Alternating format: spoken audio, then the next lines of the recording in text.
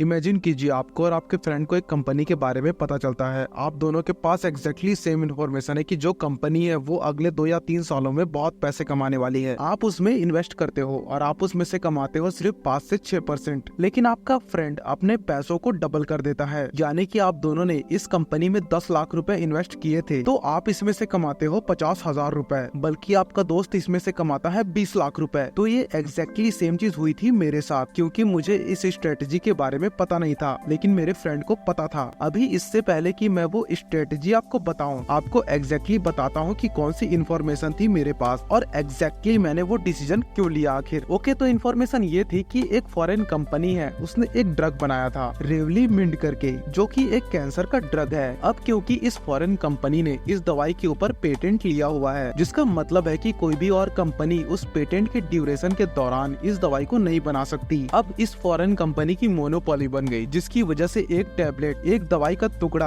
ये $800 में बेच रहे थे, जो कि इंडियन रुपीस में बनते हैं 4,000 रुपए, वो भी सिर्फ एक गोली के। अब इंटरेस्टिंग बात क्या होती है कि एक इंडियन कंपनी है नेक्टो फार्मा लिमिटेड नाम की, यह कंपनी इस फॉरेन कंपनी के ऊपर केस कर देती है और उस इंडियन कंपनी का दावा था कि जो आपकी पेटेंट है वो नकली पेटेंट है और आपने ये रेवलीमिंड दवाई बनाने के लिए कोई भी इनोवेशन नहीं किया है। और ये इंडियन कंपनी नेक्टो फार्मा ये केस जीत जाती है और इसका मतलब ये है कि इस फॉरेन कंपनी के पास अब कोई मोनोपोली नहीं है, क्योंकि जो इंडियन कंपनी है वो भी ये सेम दवाई अब बना सकती है, क्योंकि वो केस जीत चुकी है। अब इन सब चीजों के बाद क्या होता है कि वो फॉरेन कंपनी डर जाती है और नेक्टो फार्मा के साथ डील कर लेती है कि भाई आप सस्ती दवाई मत लॉन्च करो, जो हमारी प्राइस है, हमारी मोनोपोली है, उसको रहने दो प्लीज। और उसके बाद फॉरेन कंपनी कहती है हम आपके साथ एक संगठन कर लेते हैं, आप क्या करो कि हमें 10% दवाई बना के देना और आपकी दवाई को हम बेचेंगे और वो भी अपने रेट पर, और उसके पैसों को हम आपको दे देंगे। अब ये जो परसेंट है ना वो हर साल इंक्रीज होनी थी, जो मुझे और मेरे फ्रेंड शुभम को एक और फ्रेंड ने बताई थी। और उसने ये भी कहा था कि जो नेक्टो फार्मा है उसके पास अर्निंग सोर्स भी आ गई है और वो भी अगले 3-4 सालों के लिए, यानी कि नेक्टो फार्मा के पास ऑलमोस्ट कितने पैसे आने वाले हैं उसको जो इन्वेस्टर्स हैं पहले ही प्रिडिक्ट कर सकते हैं, और जिसकी वजह से उनकी अर्निंग यानी कि उनके मुनाफे में स्पाइक आएगी और इसके वजह से उसका शेयर प्राइस भी बढ़ सकता है, यानी कि जो इन्वेस्टर्स है वो और ज्यादा पैसे कमा सकते हैं। वैसे तो आई होप आपको ये कॉन्सेप्ट समझ आ गए होंगे, लेकिन फिर भी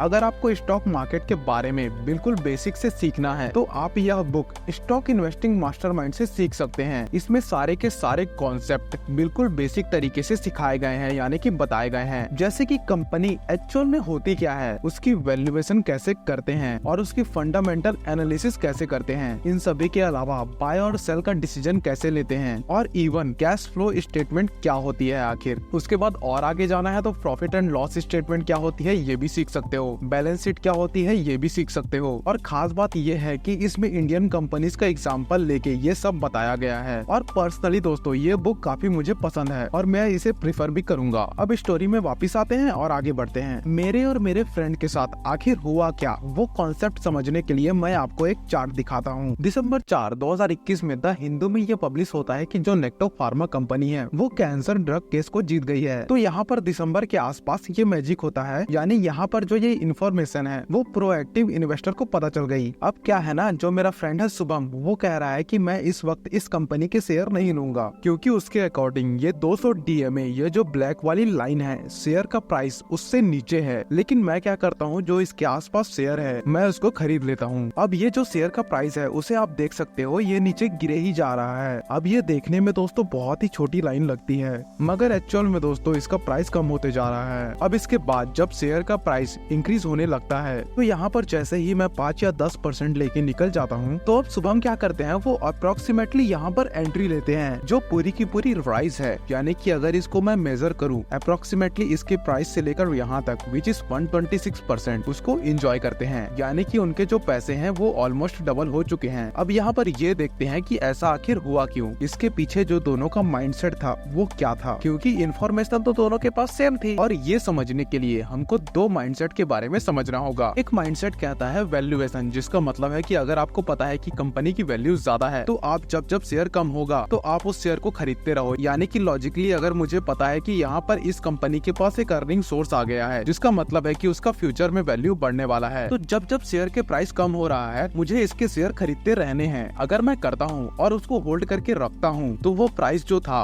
वो इंक्रीज होना भी था। और इसे ही हम कहते हैं एवरेजिंग, यानी कि जब जब हमारा प्राइस कम हो रहा है हम शेयर्स खरीदते रहेंगे, ये मानते हुए कि जो शेयर का प्राइस है वो फ्यूचर में बढ़ेगा। फॉर एग्जाम्पल, एक कंपनी का शेयर 100 रुपए का है और मैं 10,000 रुपए खर्च करके उस कंपनी के 100 शेयर ले लेता हूँ। फिर जब उस कंपनी के शेयर का प्राइस 50 रुपए हो जाता है तो मैं 10,000 रुपए और खर्च करके उस कंपनी के दोबारा शेयर खरीद लेता हूँ। यानी कि जो मेरे एक शेयर का एवरेज प्राइस है जो कि पहले 100 रुपए था, अब वो डिक्रीज हो गए, कम हो जाएगा। लेकिन जो स्ट्रेटेजी शुभम यूज कर रहे थे उस स्ट्रेटेजी को कहते हैं पिरामिडिंग, यानी कि जैसे ही ब्रेकआउट आया, जब ये शेयर का प्राइस 200 DAM से ऊपर गया तब वो अपनी मैक्सिमम बाइंग करेंगे, जो बेस होता है पिरामिड का उसकी तरह। उसके बाद दोस्तों जैसे जैसे ये DMA में रेस्ट लेगा, ऑब्वियसली ये 200 DMA में नहीं ले रहा, तो बेसिकली 100 या फिर 50 DMA में जब जब ये रेस्ट लेगा और बाइंग की जाएगी। अब दोस्तों आप में से मैक्सिमम लोग बोलेंगे कि यार ये क्या था, आपने तो जीतना ही था अगर आप होल्ड करके रखते, तो डिसीजन तो गलत हो गया, यानी कि एवरेजिंग कॉन्सेप्ट ही सही था, जो कि इस पर्टिकुलर कंपनी के केस में ट्रू भी हो रहा है। लेकिन एक्चुअल में माइंडसेट में क्या चलता है कि और कंपनी का फ्यूचर क्या होगा ये किसी को पता ही नहीं होता। लेकिन हम दोनों के माइंडसेट में चल क्या रहा था मैं उसको क्लियर कर देता हूँ कि जब मैंने शेयर का प्राइस लिया, या फिर लेट अस अज्यूम किसी ने अगर पीक टाइम पर जब न्यूज आई थी उस समय शेयर लिया, तो उस शेयर का प्राइस क्या हो रहा है, धीरे धीरे कम हो रहा है। अब क्योंकि ये प्राइस कम हो रहा है और 1-1.25 साल तक वो प्राइस कभी इंक्रीज नहीं होगा या फिर इंक्रीज ही नहीं हो रहा, तो उसको होल्ड करना बहुत डिफिकल्ट होता है। और यहाँ पर आप देख सकते हो कि इसके शेयर का प्राइस कम होते रहता है और यहाँ पर ये रहता है -53.42%। अगर दोस्तों आपने 10 लाख रुपए लगाए हैं तो ऑलमोस्ट 5 लाख आपको अपने पोर्टफोलियो में लग रहे हैं। तो जिस मूवमेंट पर ये प्राइस बढ़ने लगेगा, मोस्ट प्रोबेबली हम इसे यहाँ पर आके बेच देंगे, यानी कि जैसे ही हमारे वो 10 लाख हो जाएंगे हम उसको बेच देंगे। और अगर ये 1 साल के बजाय और ज्यादा ड्यूरेशन होती है तो शायद हम इसे पहले ही बेच देते। क्यों? क्योंकि हमें अपने थीसिस के ऊपर डाउट होने लग जाएगा कि एक्चुअल में यार बढ़ेगी कि नहीं, क्योंकि जो अर्निंग सोर्स था नेक्टो फार्मा का, उसे इस फॉरेन कंपनी ने सिर्फ 2 या 3 सालों तक कॉन्ट्रैक्ट मिला था और उसके बाद जो अर्निंग है वो एकदम से ड्रॉप होने लगी थी। तो अगर आपने 10 लाख रुपए अभी इस कंपनी में इन्वेस्ट किए थे और वो गिर के अगर 5 लाख हो गए, तो आपके दिमाग में ये चलने लग जाएगा कि यार ऐसा तो नहीं। और क्योंकि ये सारे इन्वेस्टर्स को पता है कि ये जो अर्निंग पीक है वो थोड़ी सी आएगी और फिर दोबारा से गिर जाएगी, तो इसीलिए कहीं वो अपना इन्वेस्टिंग कैंसिल तो नहीं कर रहे हैं, वो लोग इन्वेस्ट नहीं कर रहे हैं, इसलिए जो शेयर का प्राइस है वो बढ़ नहीं रहा। और कहीं ना कहीं एक समय पर आके हम सेल्फ डाउट करने लग जाएंगे और इन सभी चीजों के बीच में आके हम बेच देंगे ये सब चीजें। तो ये जो था वो मेरे जैसे इन्वेस्टर्स के दिमाग में चल रहा था। लेकिन अगर हम शुभम की बात करें तो उन्होंने क्या किया कि उन्होंने बहुत ही ज्यादा स्मार्ट मूव खेला। उनको इन्फॉर्मेशन पता चल गई और उन्होंने कहा कि ठीक है, जब एक्चुअल में शेयर का प्राइस बढ़ेगा इस पर्टिकुलर इन्फॉर्मेशन पर और जब मार्केट रिएक्ट करेगी उसी टाइम पर जाकर मैं इन्वेस्ट करूंगा। भले ही यहाँ से लेकर यहाँ तक के जो पैसे हैं वो मैं ना कमाऊं, लेकिन मैं रिस्क नहीं लूंगा। जब एक्चुअल में इसका प्राइस बढ़ने लगेगा तभी मैं इन्वेस्ट करूंगा। और उन्होंने एग्जैक्टली ऐसा ही किया। ऐसे ही और स्ट्रेटेजी की वजह से, इस पिरामिडिंग टेक्निक की वजह से, या फिर आप इसे टेक्नो फंडा इन्वेस्टिंग भी कह सकते हैं, जहाँ पर इनको फंडामेंटल्स भी पता थे, लेकिन इन्होंने यहाँ पर इस चार्ट को भी वैल्यू दी और इसीलिए उनके जो पैसे थे वो डबल हो गए। और ऑब्वियसली मेरे पैसे डबल नहीं हुए। तो बेसिकली ये वजह थी कि मेरे पैसे डबल नहीं हुए और उसके डबल हो गए। और दोस्तों ऐसे ही इन्फॉर्मेटिव वीडियो के लिए इस चैनल को सब्सक्राइब